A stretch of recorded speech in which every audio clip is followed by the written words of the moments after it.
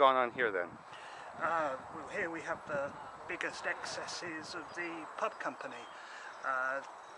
Punch Taverns have bought this pub, run it down, not invested in it, sold it off to a property developer. The property developer has knocked it down and has now put in an application for a car park.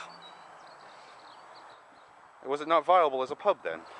Well, there has been no. It was packed. It was a centre for the Whitchurch Festival, for festival events. It had darts leagues, pool leagues, quiz leagues.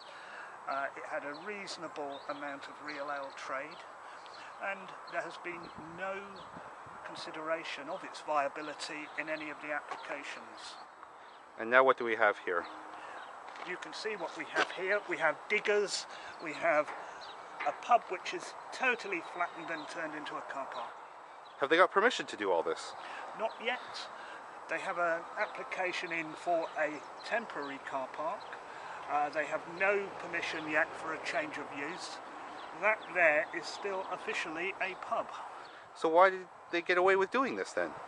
Because the present laws allow them to. There is no requirement at the moment for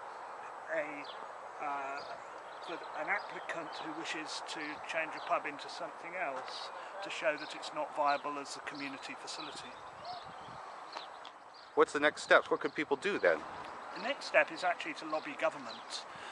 All the three main political parties have recognised that there is a problem with the pub industry. They're looking at it at the moment, and CAMRA has, in its position as what's known as a super complainant, has had the issue referred to the Office of Fair Trading. And what is CAMRA? CAMRA, Campaign for Real Ale. 100,000 members, consumer organisation, totally unpaid volunteers who love pubs. And who are you? I'm Wessex Regional Director of CAMRA.